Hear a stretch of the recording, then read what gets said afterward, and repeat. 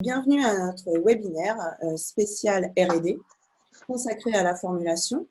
Nous sommes ensemble comme convenu pour 30 minutes, 15 minutes de présentation au départ, puis 15 minutes de discussion.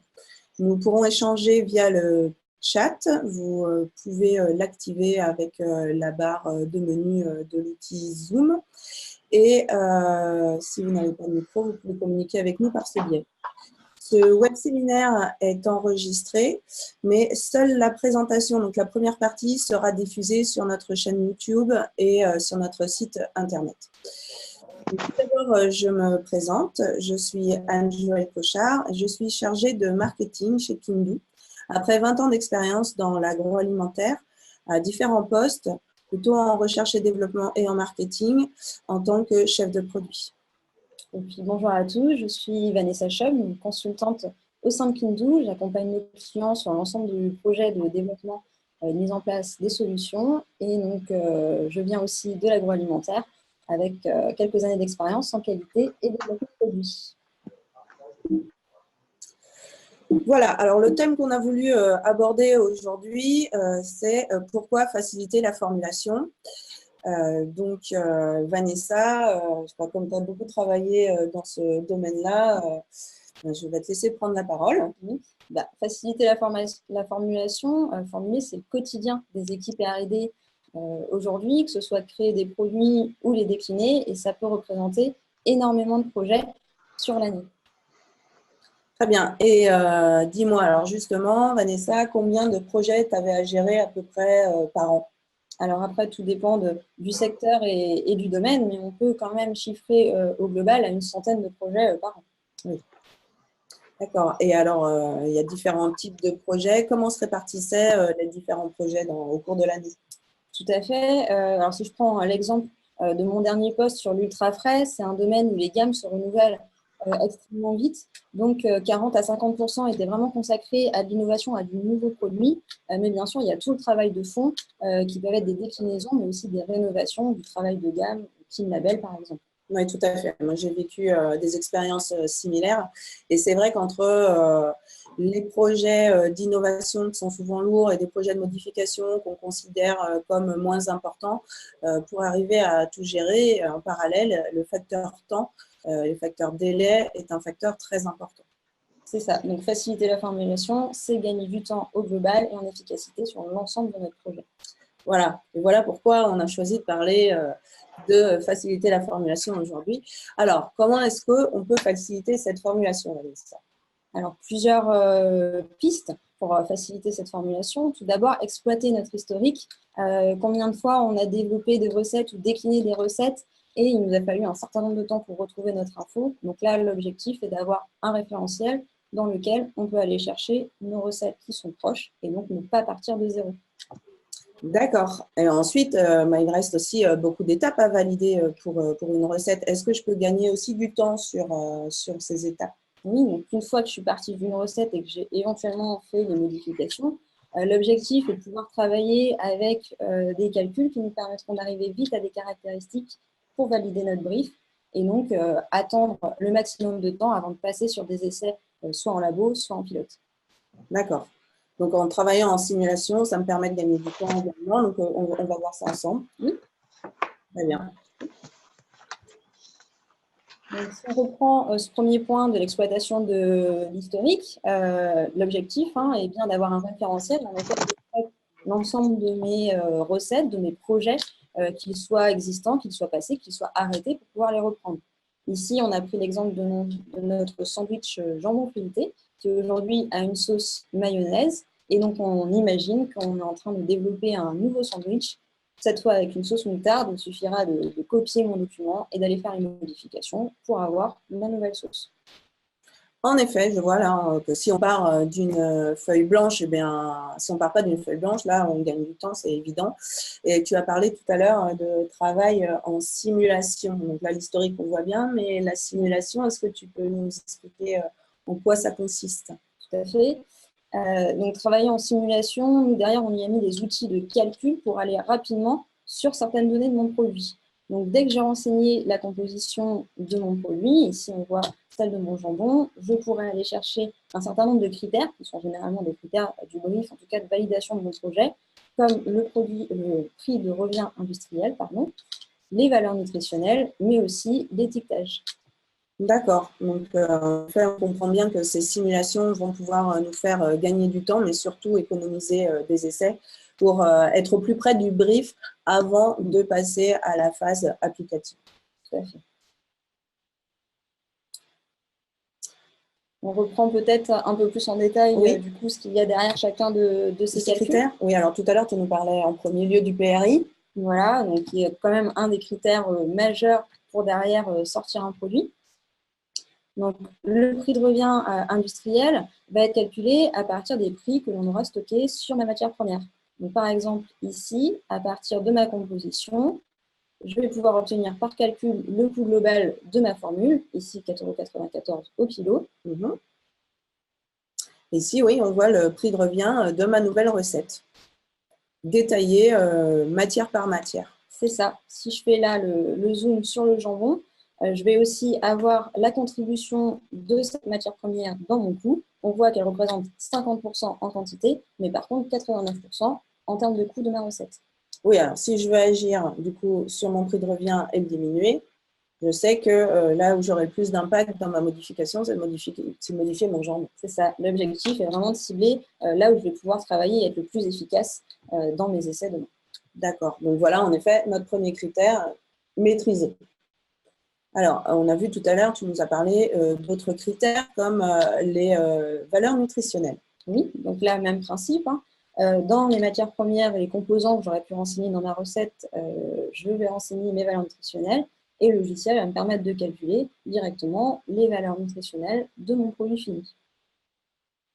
D'accord. Et aujourd'hui, il y a un critère qui est important à considérer, on en parle de plus en plus, c'est le Nutri-Score. Oui, tout à fait. Donc là, la première étape est de calculer les valeurs nutritionnelles, vérifier notre brief, par exemple par rapport aux critères taux de sucre, taux de sel. Mais effectivement, aujourd'hui, on se benchmark automatiquement à partir du Nutri-Score. Donc là aussi, le logiciel vous permet de calculer plus rapidement votre note Nutri-Score et avoir cette info pour pouvoir éventuellement recaler votre recette ensuite. Très bien, donc là, je comprends bien comment on peut maîtriser ces critères nutritionnels. C'est un élément important du brief, mais souvent aussi dans le brief, il y a d'autres critères, comme par exemple les critères de Clean Label. Est-ce que tu peux nous en parler, Vanessa? Oui, effectivement, donc on a parlé aussi de simulation de l'étiquetage. De plus en plus, on va avoir des demandes qui vont demander dans les additifs de travailler sur des listes d'ingrédients réduites pour aller vers plus de naturalité. Donc l'objectif est là aussi de se dire, j'ai renseigné ma composition, j'ai des informations sur mes matières premières. Avec un calcul, le logiciel va pouvoir nous proposer une liste d'ingrédients qui va reprendre notamment, par exemple, les regroupements que vous avez choisis. Ici, on voit dans ma liste des ingrédients des regroupements pour la garniture et pour la sauce moutarde. Très bien, mais je vois aussi sur cet écran qu'apparaissent des allergènes. Oui, tout à fait. Donc, là de même, je vais chercher des infos sur mes ingrédients, sur mes matières premières. Je vais aussi compiler des informations concernant mes allergènes pour les allergènes présents dans ma recette, mais aussi les allergènes traces qui sont induits par ma composition. D'accord. Alors, finalement, avec tous ces calculs, on obtient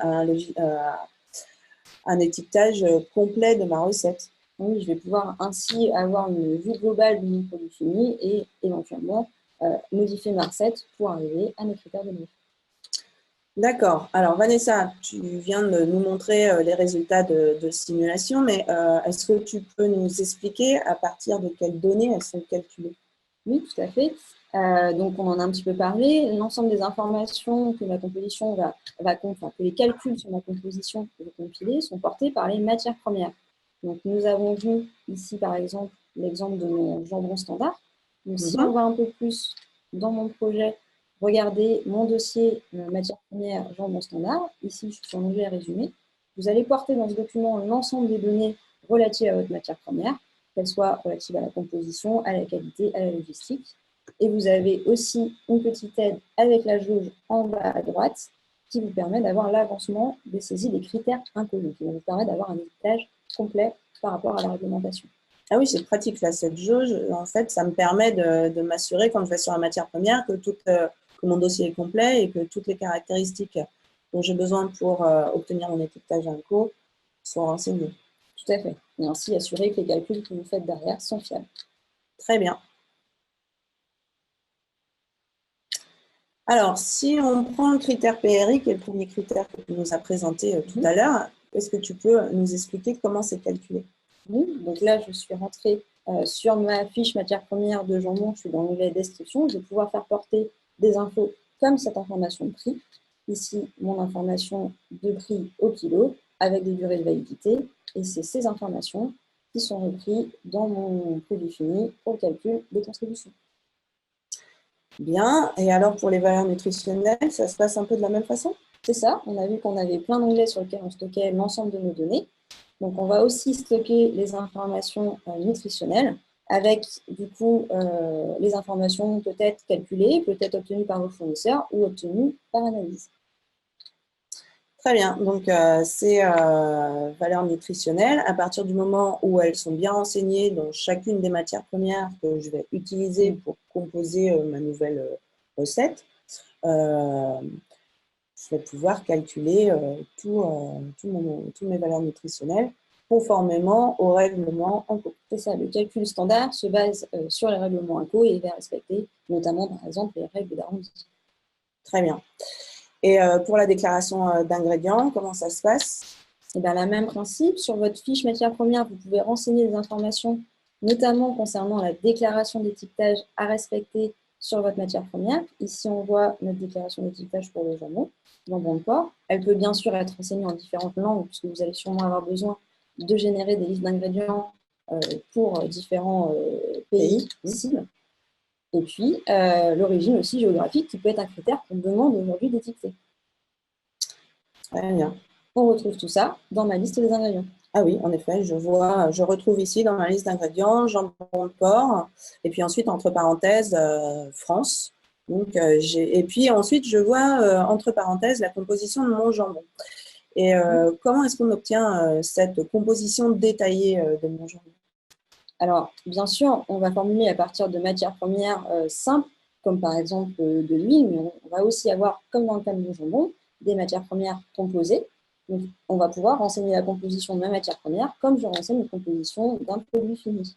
Ici, on retrouve sur mon dossier matière première sa composition avec la viande, le sel, les extraits de levure et aussi les additifs. C'est ces informations que nous retrouvons derrière dans la liste des ingrédients compilés. On retrouve ici. Et en effet, on retrouve bien notre viande de porc, notre sel, extrait de levure et dans l'ordre d'incorporation dans mon jambon. Bon, bah c'est pratique, ça évite de faire toute la liste à la main comme on a l'habitude de le faire régulièrement.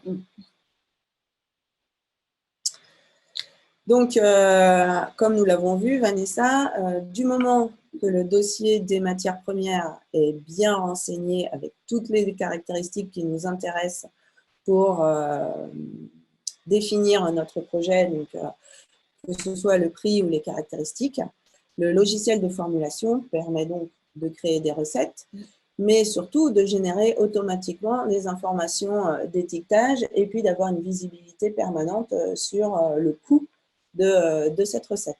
C'est ça, et tout l'intérêt est qu'en même temps que vous allez formuler et faire les différents calculs pour calculer vos critères, vous allez alimenter votre fiche produit fini. Donc, construire aussi en parallèle votre référentiel produit fini. On voit ici avec l'exemple de notre fiche produit fini jambon crudité sauce moutarde. Donc là, l'onglet résumé, on retrouve notre Nutri-Score, mais aussi la fameuse jauge d'avancement INCO sur le même principe qui va vérifier que l'ensemble des champs nécessaires à votre étiquetage complet sont bien complétés. Donc là, j'ai un nouveau produit, on vient de voir, j'ai également toutes les caractéristiques, donc j'ai tout ce qu'il me faut pour reprendre ces informations et établir la fiche technique de ce produit pour que je puisse la diffuser soit à d'autres services dans mon entreprise ou en externe, comme par exemple aux clients. Tout à fait. Alors, ça peut être extrêmement simple. C'est une base de données partagée. Donc déjà, en interne, vous pouvez donner accès avec des droits spécifiques, bien sûr, en interne pour la consultation, mais pour les fiches techniques que vous voulez diffuser, pas besoin de ressaisie. Dans le logiciel, nous allons pouvoir définir un certain nombre de modèles, des modèles de fiches techniques, par exemple, mais tout autre document que vous voudrez éditer et qui vont reprendre en automatique les données présentes dans la fiche fini. Ici, vous avez l'exemple de votre fiche technique du sandwich jambon crudité. Donc, c'est une proposition de mise en forme. Bien sûr, on travaille ça ensemble. D'accord.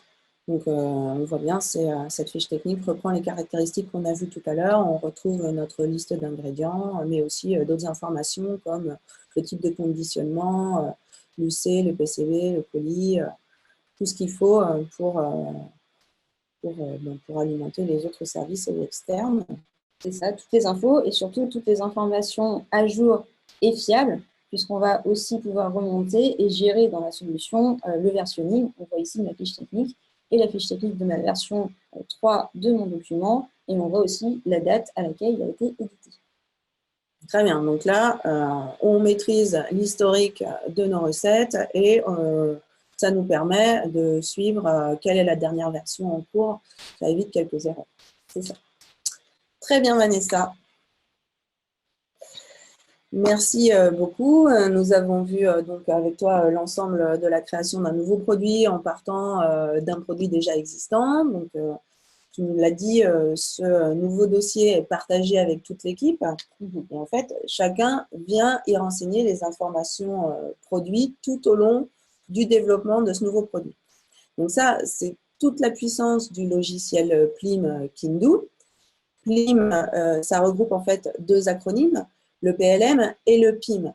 Mais Vanessa, que signifient ces acronymes?